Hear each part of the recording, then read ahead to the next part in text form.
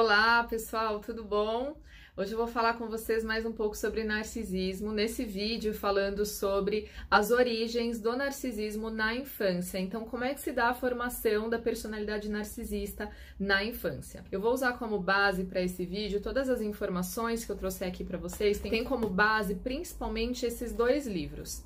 Esse primeiro, que é O Drama da Criança Bem Dotada, da Alice Miller. Como os pais podem formar e deformar a vida emocional dos filhos.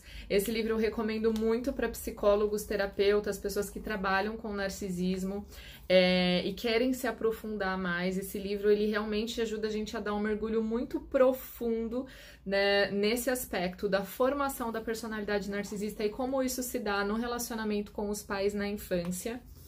E a nossa Bíblia da Terapia do Esquema, que é esse livro do Jung, Terapia do Esquema, Guia de Técnicas Cognitivo-Comportamentais Inovadoras. Nesse livro, ele tem um capítulo específico falando só sobre o tratamento, né, da personalidade narcisista, de pessoas que têm o transtorno de personalidade narcisista dentro da abordagem de esquemas. No curso que eu participo como professora de Terapia do Esquema, eu ministro essa aula sobre o tratamento de narcisistas dentro da abordagem de esquemas. Então, vocês vão ver que algumas dessas situações, elas são recorrentes, elas acontecem com grande parte dos narcisistas na infância e algumas delas não são tão comuns. Porém, o transtorno de personalidade, ele se dá não só em função do relacionamento com os pais. Na verdade, o relacionamento com os pais ele é um potencializador, porque essas pessoas elas já nascem realmente com a propensão, né, a desenvolver esse transtorno, tá muito relacionado a questões temperamentais, né, então aquelas características que a pessoa já nasce com, e de acordo com as experiências familiares que elas têm, elas podem vir a desenvolver ou não esse transtorno, ou elas podem desenvolver em maior ou menor intensidade. Nem todo narcisista é igual, às vezes a gente acaba tendo essa sensação, essa percepção de que todo narcisista é muito comprometido, de que todo narcisista é muito perverso, e não necessariamente acontece dessa maneira. E volto a enfatizar que sim, existe tratamento para narcisistas, tá bom? Se você que tá aqui não acredita nisso, se você repete que não existe tratamento para narcisista, você precisa se aprofundar mais, porque hoje em dia existe muita literatura sobre isso na comunidade científica, muitos artigos, principalmente dentro da abordagem de esquemas, que é a abordagem que eu trabalho, onde a gente consegue também mensurar resultados. O tratamento existe desde que a pessoa queira esse tratamento e se comprometa com esse tratamento. Caso contrário, realmente não existe, tá bom? Mas são coisas distintas, a gente precisa fazer essa separação. Então, o primeiro ponto é: essas pessoas que têm o transtorno de personalidade narcisista, em sua maioria, tiveram pais egoístas, ou então pais que eram muito autocentrados, como a gente costuma dizer. O que isso significa? Esses pais, eles eram muito focados nas suas próprias necessidades. Eles não conseguiam enxergar o filho e enxergar necessidades dos filhos. É como se eles, então, não conseguissem ver esses filhos como indivíduos e apenas como uma extensão de si mesmos. É como se eles entendessem que aquilo que os filhos precisavam do ponto de vista emocional, na verdade, é o que eles mesmos precisavam. Eles não conseguiam entender que existia essa diferenciação, né? O meu filho é um indivíduo que tem as suas próprias necessidades e eu sou um indivíduo que também tenho as minhas necessidades. Era como se existisse uma simbiose entre eles. Então, esses pais, eles não conseguiam atender às necessidades dos filhos. São crianças que foram frustradas desde pequenas e passaram por aquilo que nós conhecemos como abandono emocional. Então, o que é o abandono emocional? O abandono emocional, ele acontece muito antes do abandono físico, por exemplo, que é quando um cuidador parte, vai embora, morre, ou então me abandona, ou então quando existe uma separação dos pais, e isso muitas vezes é interpretado pela criança como um abandono. Muito antes desses fatores que acontecem de maneira física, né, que realmente se dão de maneira física, existe o abandono emocional.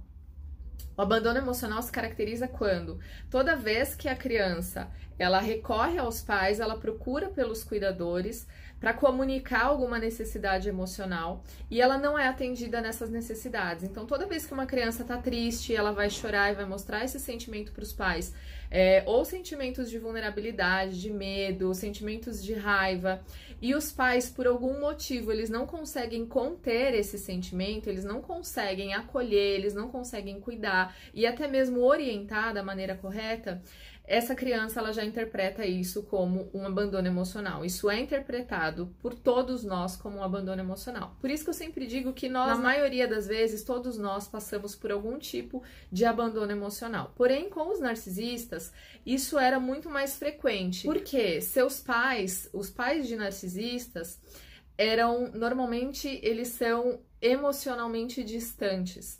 Normalmente eles são emocionalmente ausentes. Eles não conseguem realmente conectar afetivamente com seus filhos. São pais que eles não, ao longo da sua vida, muitas vezes, eles não conseguiram preencher as suas próprias necessidades de reconhecimento, de status, de aprovação, e eles transferem para os filhos essa necessidade de sucesso, de aprovação. Muitas vezes eles mesmos conquistaram isso e eles acabam só perpetuando isso com os filhos, mas muitas vezes essa transferência ela é fruto de uma frustração que esses pais carregam, porque eles não conseguiram conquistar aquilo que eles almejavam, então eles passam a almejar aquilo para a vida do filho. E aí eram pais que não eram carinhosos.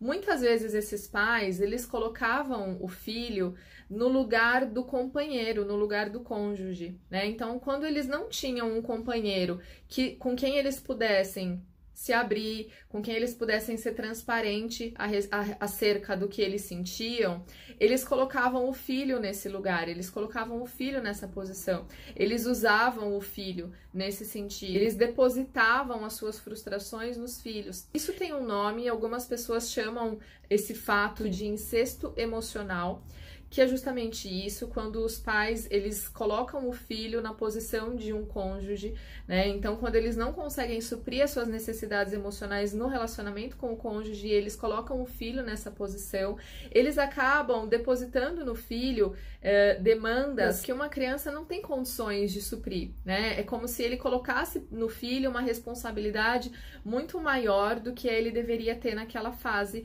de desenvolvimento.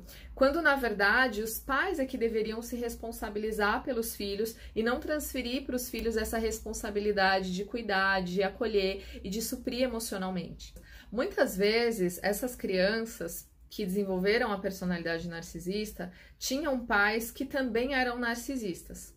Isso é comum, mas não é uma regra. Muitas vezes apenas foram pais egoístas, como eu tô falando aqui, como eu tô colocando aqui, mas em algumas vezes é comum que eles sejam filhos também de pais narcisistas e por isso que existe essa perpetuação, essa reprodução do comportamento que eles mesmos vivenciaram com os próprios pais. Então, uma característica muito forte de crianças, dessas crianças, é que elas recebiam muita atenção, elogios e admiração.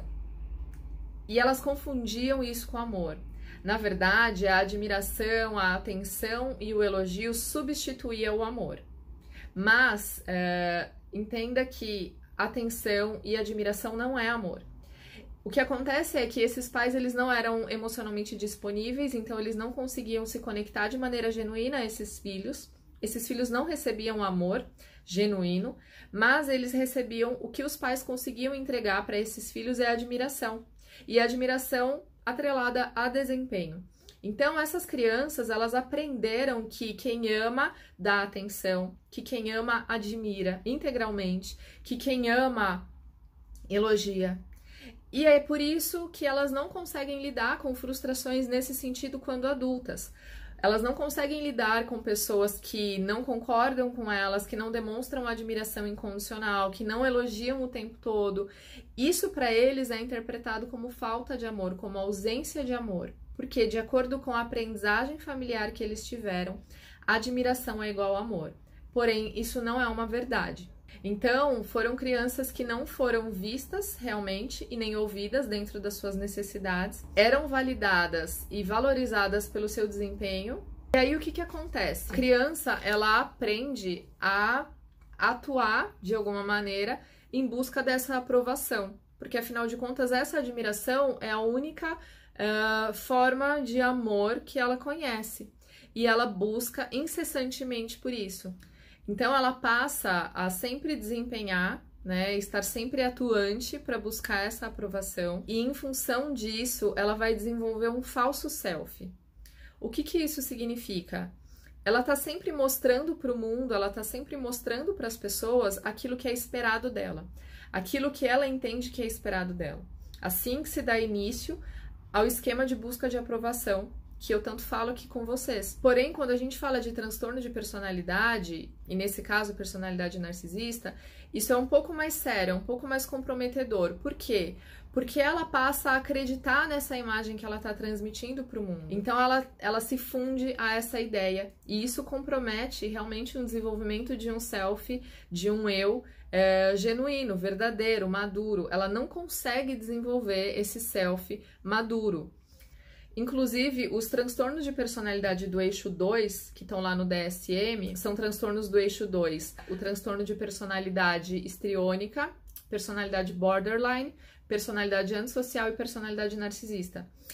Todos esses transtornos do eixo 2, eles são conhecidos no DSM como transtornos imaturos de personalidade. Por quê? Porque são transtornos, são características desse transtorno, muitas questões que estão relacionadas a caráter. E eles, de alguma maneira, acabam não buscando o desenvolvimento desse caráter, não buscando desenvolver um caráter maduro. Então, eles continuam aderindo a comportamentos de mentira, de manipulação, né? Comportamentos também egoístas. Eles não optam pelo desenvolvimento pessoal. E está relacionado à imaturidade. Se a gente for parar para pensar, uma criança, ela é dependente dessa ilusão de amor, ela é dependente dessa atenção. Porém, um adulto maduro, ele não precisa dessa ilusão para sobreviver. Ele consegue quebrar essa cegueira e entender que ele pode passar para o comando da vida dele, né? Ele entende que ele pode tomar suas próprias decisões, ele pode tomar as decisões pautadas naquilo que ele entende que é o melhor para ele, e ele é capaz de lidar com a reprovação que vem em função dessas próprias decisões, diferente de uma criança, porque para uma criança a reprovação é igual à morte. A criança que não é aceita e que não é validada pelos pais, ela sente que ela tá morrendo, né? A gente costuma dizer que para uma criança a aceitação é igual à vida, e é por isso que a criança ela tem essa necessidade tão desesperada de aceitação. Então, eles passam a desenvolver esse esquema de busca de aprovação e eles passam a depender de aprovação de qualquer pessoa que represente os pais, seja uma autoridade, seja um líder no trabalho, seja um parceiro, seja um grupo social onde essa pessoa conviva. Ela passa a ter essa necessidade de aprovação constante. Então, essas crianças, elas recebiam a aprovação dos pais, porém essa aprovação é uma aprovação condicional. Nós chamamos de aprovação condicional. O que isso significa? Que quando eles conseguiam alcançar, né, no seu desempenho, nas atividades que eles realizavam, eles conseguiam alcançar o nível de expectativa exagerado que os pais tinham sobre eles recebiam essa aprovação, eles se sentiam aceitos. Porém, quando eles não conseguiam alcançar esse nível de expectativa que o pai criava sobre eles não recebiam essa aprovação. Muitas vezes os pais, eles inclusive se afastavam emocionalmente quando o filho não conseguia desempenhar da maneira que ele esperava. Então, isso potencializa muito mais essa necessidade por perfeição, essa necessidade que essas crianças tinham de buscar o tempo todo corresponder às expectativas dos pais, de não errar nunca, porque eles tinham muito medo de serem alvo de críticas desses pais, que normalmente eram pais muito críticos, muito duros nas palavras. E como eles sempre buscavam essa perfeição, como eles eram extremamente incentivados a buscar essa perfeição, eles também não aprenderam a lidar com erros, eles também não aprenderam a lidar com as próprias falhas. Eles realmente crescem acreditando que não erram e têm muita dificuldade de lidar com a frustração de ter errado. Por isso é muito comum que eles não consigam assumir seus próprios erros. E aí a gente entra também em uma questão que é muito comum, que é a falta de limites. Muitas vezes esses pais eram pais que não eram capazes de dar limites, ou então apenas um dos cuidadores oferecia esses limites e o outro era mais passivo ao dar limites.